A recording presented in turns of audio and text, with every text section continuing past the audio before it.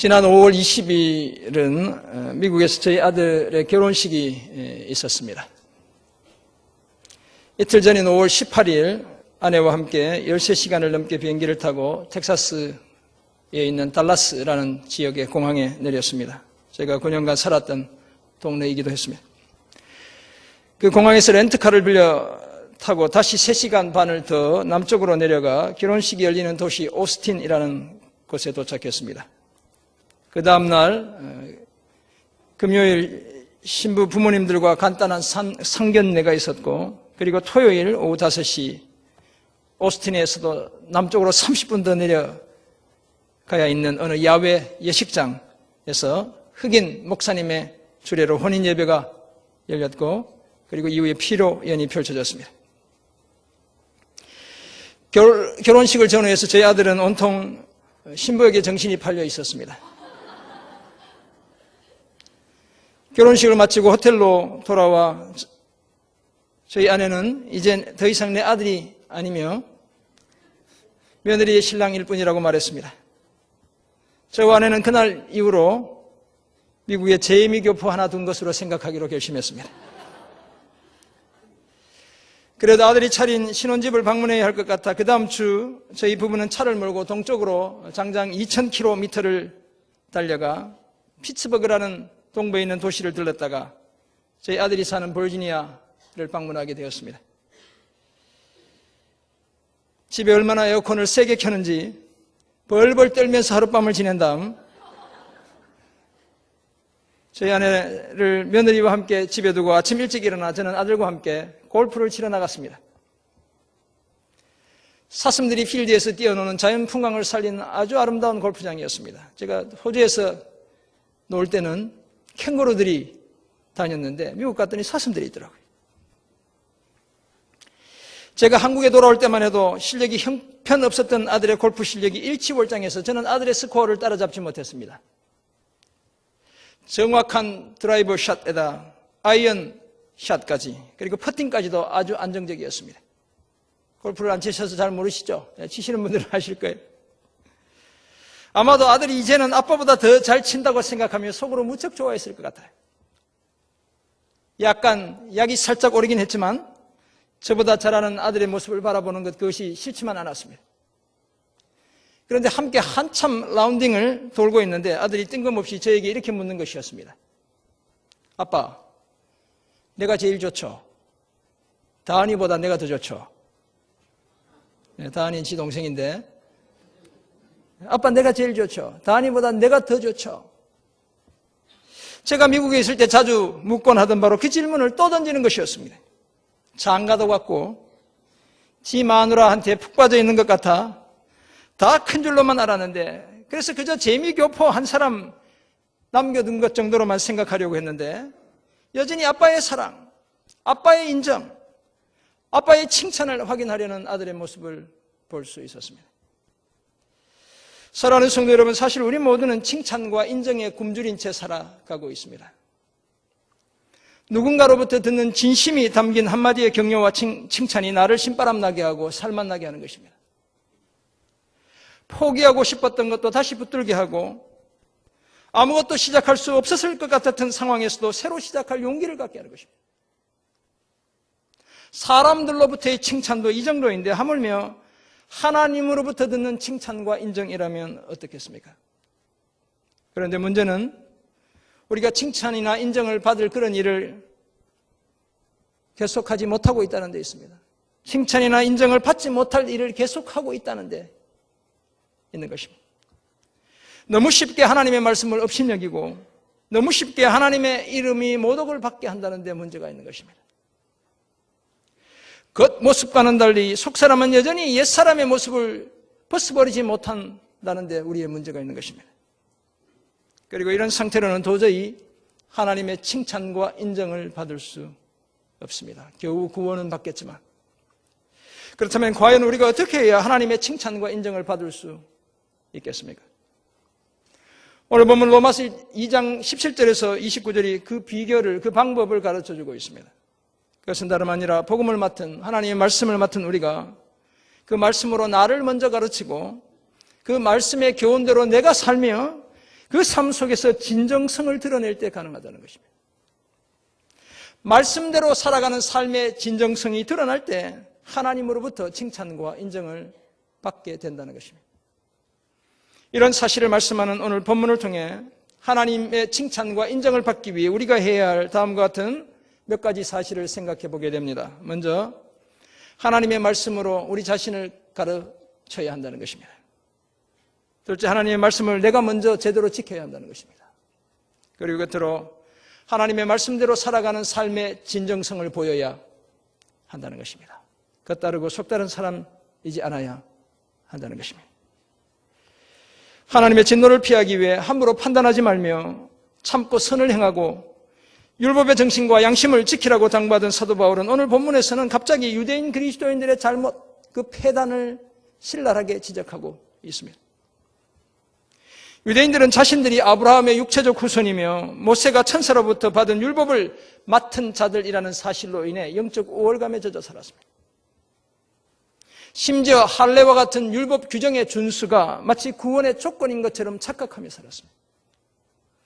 그런 저들을 향한 사도 바울의 권면과 도전 속에서 우리가 어떻게 하면 하나님의 칭찬과 인정을 받을 수 있는지 그 몇 가지 비결을 발견하게 되는 것입니다. 이 시대에 하나님의 말씀, 특별히 하나님의 복음, 그리스도의 복음, 은혜의 복음을 맡은 우리가 하나님의 칭찬과 인정을 받기 위해서는 먼저 하나님의 말씀으로 나 자신부터 가르쳐야 합니다. 나부터 그 말씀으로 가르쳐야 한다는 것입니다. 오늘 보면 17절에 등장하는 유대인이라는 말은 야곱의 12아들 중 네 번째 아들인 유다로부터 나온 것입니다. 찬송이라는 뜻을 가지고 있죠. 다윗과 예수님은 이 유다 지파의 직접적인 후손이기도 합니다. 우리는 이 유대인을 히브리인, 히브리 사람 또는 이스라엘 사람이라고 부르기도 합니다. 성경에서 통상 유대인이라 할 때는 율법의 지배 아래 살아가는 아브라함의 혈통적 후손들, 아브라함의 피를 물려받은 자손들을 가리키는 것입니다.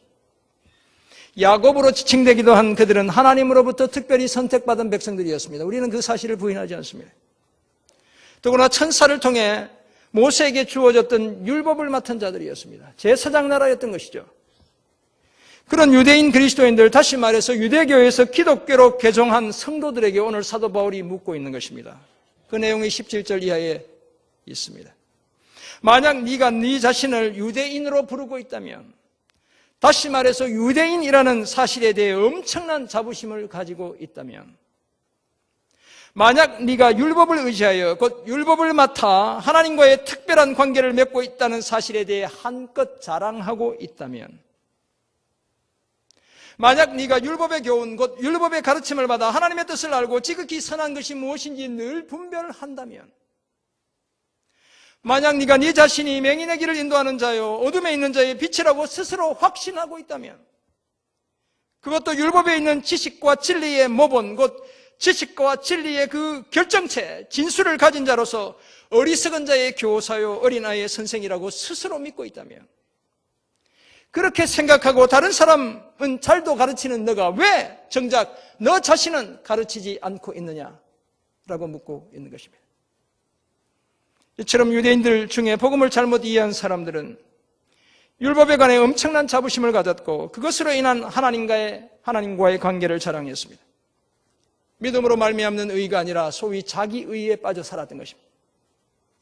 조상대대로 율법 교육을 받은 그들은 다른 이방인들보다 하나님의 지극히 선하신 뜻이 무엇인지 더 잘 알고 있었습니다. 하나님의 뜻 중에 정말 중요한 것이 무엇인지 가장 잘 알고 있던 그런 자들이었습니다. 이런 유대인들은 스스로를 맹인의 길을 인도하는 안내자로 생각하며 어둠 속에 있는 그들에게 길을 비춰주는 빛이라고 생각했습니다. 자신들은 율법에 있는 지식과 진리의 그 핵심을 가지고 있는 바로 그런 자들이라고 생각했습니다. 그것을 다 아는 자들이라고 생각했습니다. 그래서 어리석은 자들의 교사요 어린아이의 선생이라고 스스로 생각했던 것입니다. 그런데 왜 그 율법으로 남은 가르치면서 정작 너 자신은 가르치고 있지 않느냐라고 묻는 것이었습니다. 정말 어처구니 없다는 것입니다. 상식적으로 이해가 되지 않고 납득되지 않는다는 것입니다. 그러니 이런 상태로는 하나님의 칭찬이나 인정이 요원할 수밖에 없는 것입니다. 사랑하는 성도 여러분, 신분상의 우월의식 또는 관계상의 특권의식에 젖어 자기 잘난 체만 하고 스스로는 하나님의 말씀대로 복음의 가르침대로 살아가지 않는 사람을 하나님이 칭찬해 주실 리가 없습니다. 더구나 오늘 우리는 그 당시에 율법을 맡은 유대인들처럼 하나님의 복음을 맡은 자들입니다. 우리는 복음이 하나님으로부터 시작된 것이며 그 중심에 예수 그리스도의 성육신과 십자가와 부활이 있고 복음을 듣고 믿으면 의롭게 되고 거룩하게 되며 영생을 얻게 된다는 사실을 너무나 잘 알고 있습니다. 우리는 수십 년 신앙생활하며 들어왔습니다. 그런데 그 복음, 곧 그 말씀으로 우리 자신을 가르치지 않는다면 우리도 바울 시대의 유대인들과 다를 바가 없는 것입니다. 만약 우리 삶의 기준이 복음이 되게 하고 가르침의 수단이 복음이 되게 하고 궁극적인 삶의 목적도 복음을 실현하는 것이 되게 하지 않는다면 우리는 이 시대의 또 다른 유대인 그리스도인들인 것입니다. 그 은혜의 복음을 그저 우리의 화려한 장식거리나 자랑거리 정도로 전락시키고 있는 것입니다. 그리고 이런 삶으로는 우리가 그토록 기대하는 하나님의 칭찬과 인정을 받을 수 없는 것입니다. 그러므로 사람들의 칭찬과 인정이 아니라 하나님의 칭찬과 인정을 받기 원한다면 복음 곧 하나님의 말씀으로 나 자신부터 가르치는 저와 여러분 모두가 되어야 합니다. 이 사실을 기억하고 복음으로 나를 먼저 가르치는 저와 여러분 모두가 되시길 주님의 이름으로 축원합니다. 이 시대에 하나님의 말씀 곧 복음을 맡은 우리가 하나님의 칭찬과 인정을 받기 위해서는 두 번째로 하나님의 말씀을 내가 먼저 제대로 지켜야 하는 것입니다. 남 보고 지키라고 말하지 말고 내가 지켜야 한다는 것입니다. 오늘 보면 21절 후반부부터 24절까지는 다소 듣기에 민망한 내용들이 들어있습니다. 왜냐하면 아주 강한 질책성의 말들이 그 속에 들어있기 때문에 그렇습니다. 듣기 힘든 죄악들을 지적하고 있기 때문에 그렇습니다. 그런데 스스로를 빛이라고 생각하고 선생이라고 생각하는 유대인 그리스도인들을 향한 사도 바울의 질책은 과연 무엇입니까? 21절 도둑질하지 말라고 선포는 하면서 오히려 도둑질한다는 것입니다. 22절 간음하지 말라고 그렇게 말은 잘하면서 자기가 오히려 간음한다는 것입니다. 우상을 가증히 여긴다고 말하면서 오히려 우상이 세워둔 신전에 들어가 그 신전의 물건, 돈 될 만한 물건을 훔쳐낸다는 것입니다. 여러분, 이것이 예수 믿지 않는 사람들에게 쓴 편지가 아닙니다. 교회 안에 있는 사람들에게 써보낸 편지인 것이죠. 23절 그래서 율법을 맡았고 안다고 말하는 자들이 오히려 율법을 범함으로 하나님을 욕되게 한다는 것입니다. 24절 그 결과 하나님의 이름이 오히려 저들 때문에 이방인 중에서 모독을 받게 한다는 것입니다. 하나님을 슬프게 하는 일들을 저들이 저지르고 있다는 것입니다. 이런 모습이 실제 믿는 성도들의 삶의 모습이라면 사실 좀처럼 이해하기 어려운 일들을 저들이 자행하고 있는 것입니다. 도둑질하지 말라고 말하는 그들이 오히려 도둑질하고 간음하지 말라고 말하는 그들이 간음하며 우상 숭배하지 말라고 말하는 그들이 신전의 물건을 탐내 그 물건을 훔치기까지 한다는 것입니다. 그렇다면 율법의 가르침이나 정신과 정면으로 위배되는 그런 일을 저지르고 있다는 것입니다. 그래서 하나님을 욕되게 하고 하나님의 이름이 더럽힘을 받게 하고 있다는 것입니다. 하나님의 이름이 신성모독당하게 하고 있다는 것입니다. 이들은 율법을 맡은 자들이었습니다. 율법의 본질을 알고 있던 자들이었습니다. 그 율법으로 맹인의 길을 인도하고 어둠에 있는 자에게 빛을 비추며 어리석은 자와 어린아이를 가르쳐야 한다는 사실을 알고 있던 자들이었습니다. 그러나 정작 그 율법으로 자신들은 가르치지 않고 자신들은 그 율법을 지키지 않는 그런 자들이었습니다. 한마디로 이율배반적인 자기 모순에 빠져있는 그런 자들이었습니다. 마땅히 해야 할 것을 하지 않는 미필적 고의의 혐의가 짙은 바로 그런 자들이었습니다. 그 결과 하나님을 욕먹게 만들었고 하나님의 이름이 신성모독을 당하게 했습니다. 복음을 지향하는 삶을 살기는커녕 복음을 방해하는 삶을 살고 있었던 것입니다. 그리고 이런 상태로는 하나님의 칭찬과 인정을 받을 수가 없는 것입니다. 사랑하는 성도 여러분, 사실 오늘 우리는 모두 말씀을 제대로 지키지 못한다는 혐의로부터 자유롭지 못합니다. 우리 중에 누가 하나님을 목숨을 다해 사랑하고 이웃을 내 몸같이 사랑하는 이 계명을 제대로 지킨다고 자부할 수 있겠습니까? 물론 저나 여러분 대부분은 도둑질은 하지 않을 것입니다. 어젯밤에 남의 집에 담을 타놓고 오늘 이 예배에 나온 분은 이 중에 한 분도 안 계실 것입니다. 그러나 교회에서도 잠시 둔 휴대폰을 잃어버리기도 합니다. 놓아둔 반지가 없어지기도 하는 것입니다. 가방이 사라지고 지갑이나 서랍에 든 돈이 없어지기도 하는 것입니다. 남의 교회 얘기 아니고 우리 교회 얘기인 것입니다. 물론 우리 중에 가늠하는 사람은 많지 않을 것입니다. 그러나 더러는 그런 연약함 때문에 신음하며 살아가는 사람이 있을지도 몰라요.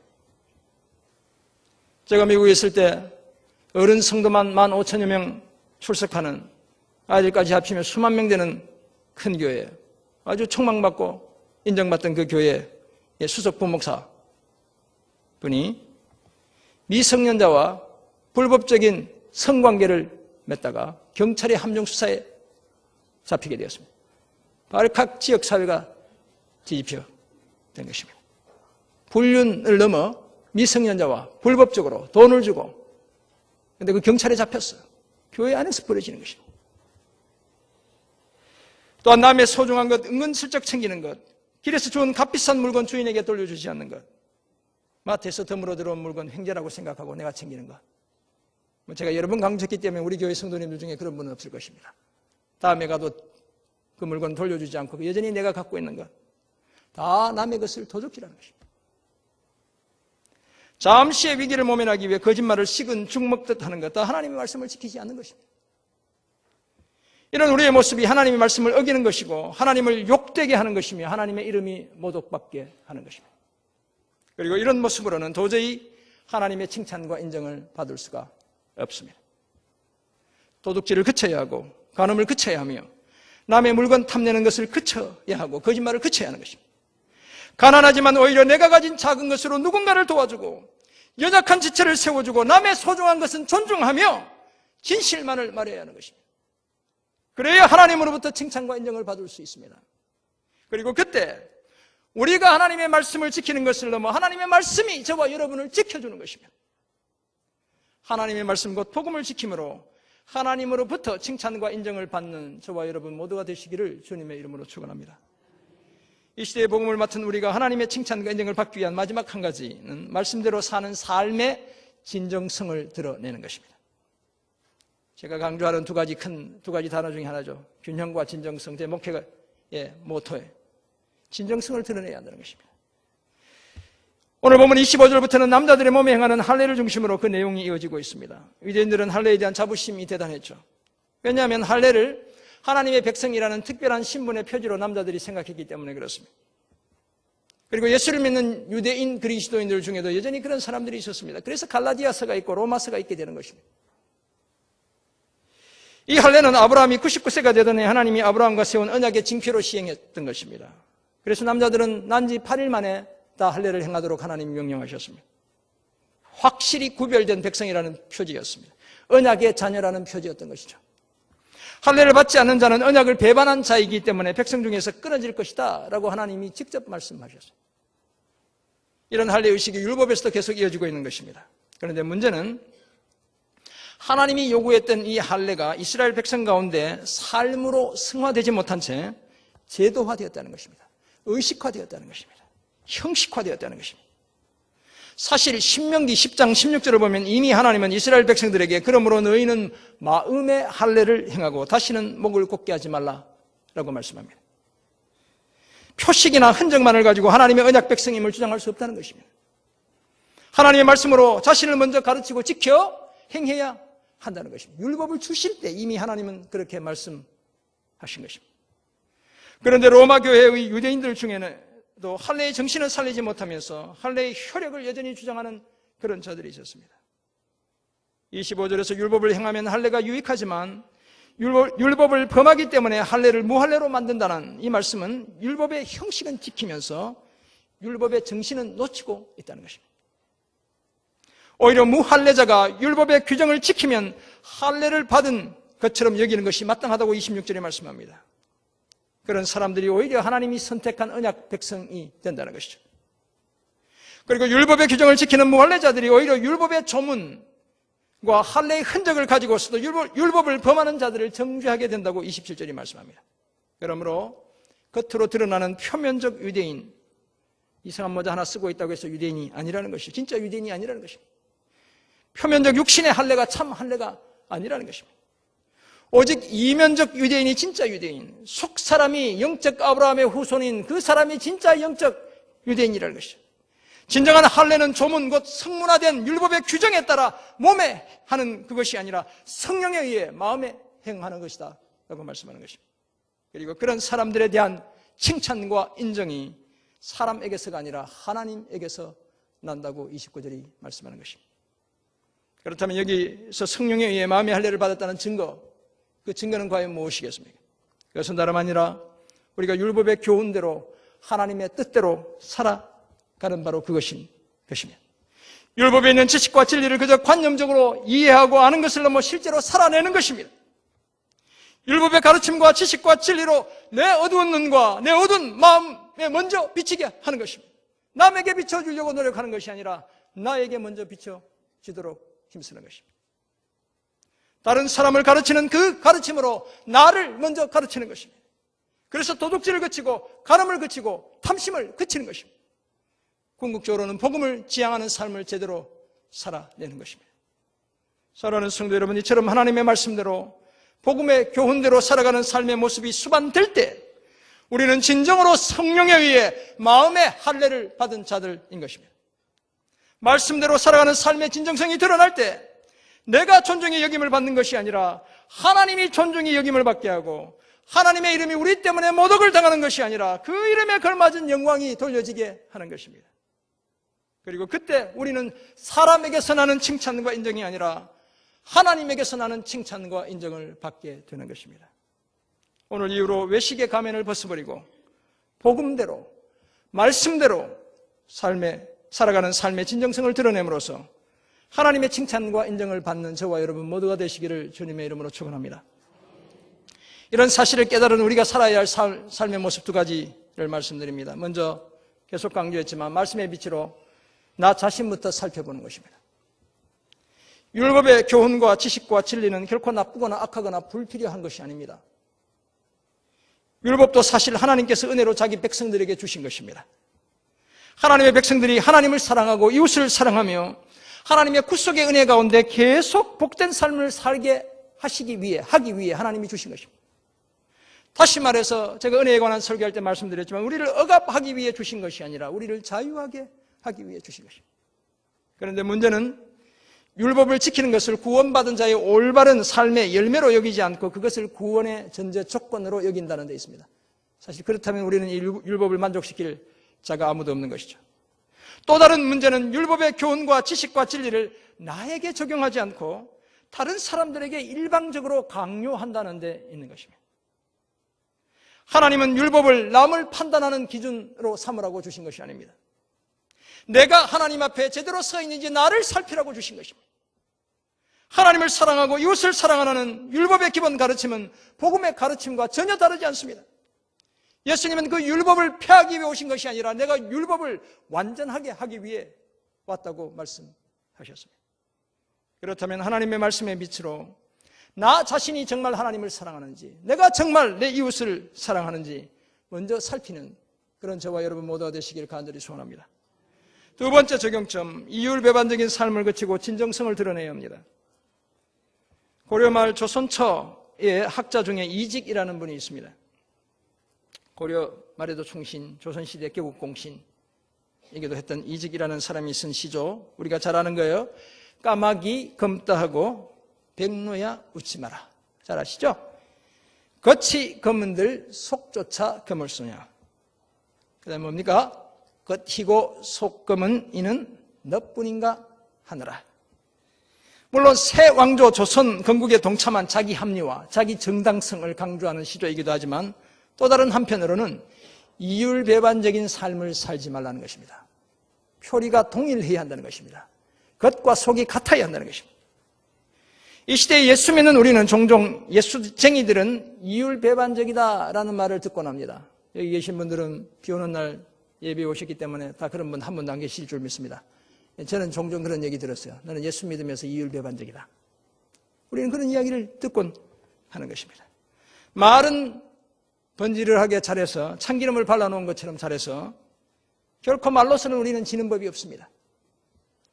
마치 간도 쓸개도 다 빼내줄 것 같이 이야기는 하면서도 실제로 막상 문제가 닥쳐보면 아주 이기적인 모습을 보이는 사람들이 우리 크리스천이라는 것입니다. 그 사람들의 기대 수준이 높기 때문에 우리가 보통 사람들하고 같아도 우리는 더 인색한 사람으로, 더 이기적인 사람으로 보이는 것이죠. 하나님을 믿고 예수도 믿고 교회도 다닌다고 하는데 조금만 자기에게 손해가 되면 분을 참지 못하고 믿지 않는 사람들과 별반 차이 없이 마구 터뜨리는, 운전하다가도 마구 10원짜리를 쓰는 그런 분들이 저와 여러분인 것입니다. 아닌 분도 계시겠지만 이 중에 뭐 한 90%는 아닐 것 같아요. 10%는 그럴 것 같아. 그런데 정말 우리가 성령의 마음의 할례를 행한 자들이라면 우리의 삶의 진정한 성육신과 십자가의 원리가 흐르게 해야 하는 것입니다. 그냥 끼어들어, 잘 가, 이렇게 얘기해 줄 수 있어야 하는 것입니다. 예수 믿는다는 것이 그저 단순한 하나의 상표에, 레이블에 그치지 않게 해야 하고 우리의 진실한 삶이 되게 해야 하는 것입니다. 또한 우리의 의롭게 된 그 믿음이 그저 그 얄팍한 그 믿음에 그치지 않고 거룩하게 되는 믿음으로 나아가게 해야 하는 것입니다. 이런 삶을 힘쓰는 저와 여러분 모두가 되시길 간절히 소원합니다. 이번 주부터 방학에 들어간 제자훈련 과정은 40주간 1월 달부터 해서 12월 달까지 하는 거예요. 엄청난 훈련의 과정인데 이 과정은 순서에 따라 무려 16권의 크고 작은 책들, 너무 어렵고 번역도 제대로 안 된 이해하기 어려운 책들을 읽고 요약하거나 독후감을 쓰거나 감상문을 적어 저한테 제출을 해야 합니다. 작년에 집사님 한 분은 제자훈련하면서 1년 동안 읽은 그 책의 분량이 자기가 평생 읽은 책보다 많았다라고 이야기하기도 했습니다. 저는 제자반 식구들의 글을 일일이 읽고 빨간 펜으로, 파란 펜, 까만 펜이 아니고 빨간 펜으로 밑줄도 긋고 표시도 하고 제 마음을 표현하기도 하고 마지막에는 그 글에 대한 평가를 적어 놓습니다. 수고했습니다라는 평가는 말 그대로 책을 읽고 숙지하느라 수고했다는 것입니다. 내용에 대한 충분한 이해를 바탕으로 잘 요약 정리했습니다라는 것은 나름대로 성실하게 과제를 잘 완수했다는 것입니다. 책의 내용을 자기의 것으로 소화해낸 감동적인 글입니다 라는 것은 단순한 숙제 점검을 넘어 제가 잘 아는 책들의 내용임에도 불구하고 저도 그 글 때문에 크게 감동을 받았다는 것입니다. 우리 제자반 식구들은 숙제를 돌려받으며 저의 이런 평가에 크고 작은 관심을 기울입니다. 남의 페이퍼에 빨간 글씨가 뭐가 쓰여졌는지 이렇게 눈을 한번 이렇게 옆으로 돌려보는 그런 모습들이 있어요. 목사요, 선생인 저로부터 제출한 숙제가 어떤 평가를 받고 있고 어떤 칭찬과 인정을 받고 있는지 궁금하기 때문에 그런 것입니다. 하물며 하나님으로부터 받는 칭찬, 하나님에게서 나는 칭찬이나 인정에 대한 우리의 기대는 어떠해야 하겠습니까? 마음껏 그 칭찬과 인정을 받기 원한다면 하나님의 말씀으로 나를 먼저 가르치고 내가 그 말씀을 지켜 행하며 그런 삶의 진정성을 드러내야 하는 것입니다. 오늘 저는 본문을 묵상하면서 신앙의 화석화라는 말을 생각해 보았습니다. 오랜 전통에 젖어 있던 유대인들, 택한 백성이었습니다. 율법을 맡은 자들이었습니다. 육신적으로는 예수 그리스도와 한 혈통을 타고난 그들의 신앙은 화석처럼 굳어만 갔습니다. 수많은 선지자들과 믿음의 조상들이 그들 곁을 지나갔습니다. 하나님의 임재가 저들의 역사 속에서 생생한 현실로 경험되는 일이 부지기수였습니다. 하나님의 그 능력, 그 권능, 조상들의 삶, 자신들의 삶에서 자주 보았습니다. 죽었던 사람이 살아나고 병든 자가 고침을 받고 홍해가 갈라지고 전쟁에서 승리하는 놀라운 일들을 직접 경험했습니다. 심지어 하나님의 아들 예수 그리스도께서 직접 저들과 함께 호흡하면서 숨쉬면서 삶을 나누기까지 했습니다. 이 땅에 오신 것이 아니고 이스라엘 백성들이 살아가는 팔레스타인에 주님이 오셨던 것입니다. 그러나 화석처럼 굳어진 저들의 신앙은 본질보다 형식에 치우쳤고 그들이 그토록 신봉하던 율법 때문에 율법의 제정자요 하나님이요 하나님의 아들인 예수 그리스도를 십자가에 못 박고 말았던 것입니다. 그것도 모자라서 여전히 율법이라는 잣대로 그리스도인들을 판단하며 오히려 복음을 따르려는 그들을 그릇된 길로 인도하고 있었던 것입니다. 사랑하는 성도 여러분, 그렇다면 과연 오늘 저와 여러분은 어떻습니까? 우리는 과연 어떻습니까? 이 시대에 복음을 맡은 우리는 과연 어떻습니까? 은혜의 복음에 대한 우리의 신앙이 화석처럼 굳어지지 않게 하기 위해 오늘 우리는 하나님의 말씀으로 복음의 진리로 나 자신부터 가르쳐야 합니다. 하나님의 말씀, 복음의 진리를 내가 먼저 지켜 행해야 합니다. 그래서 우리가 아브라함의 영적 후손이며 성령을 통해 마음의 할례를 행한 자들이라는 사실에 대한 진정성을 드러내야 하는 것입니다. 그래야 하나님의 칭찬과 인정을 받게 되는 것입니다. 그래야 하나님의 말씀이, 복음이 저와 여러분을 지켜주는 것입니다. 그래야 우리의 믿음이 의롭게 되는 믿음을 넘어 거룩하게 되는 성화의 믿음으로 자라게 되는 것입니다. 이 사실을 기억하고 하나님의 말씀으로 먼저 자신을 가르치고 내가 먼저 그 말씀을 지켜하며 삶의 진정성을 드러내므로 하나님으로부터 늘 칭찬과 인정받는 복된 삶을 살아가는 저와 여러분 모두가 되시기를 주님의 이름으로 축원합니다. 아멘. 기도하겠습니다. 하나님 아버지, 오늘 우리에게 주신 귀한 말씀을 기억합니다. 복음의 진리로 내가 먼저 나 자신을 가르치는 저희들 되게 도와주옵소서. 내가 먼저 그 말씀, 복음의 진리를 지켜 행하는 자 되게 도와주옵소서. 주님, 우리의 속과 겉이 동일하다는 사실을 드러내게 하시고 하나님으로부터 받는 인정과 칭찬 풍성하게 누리는 우리 모두 다 되게 도와주옵소서. 복음을 지향하는 거룩한 삶 포기하지 않게 도와주시고 복음적인 삶을 넉넉히 살아내는 우리 모두 되게 도와주옵소서. 감사드리며 존귀하신 예수 그리스도의 이름으로 기도드립니다. 아멘.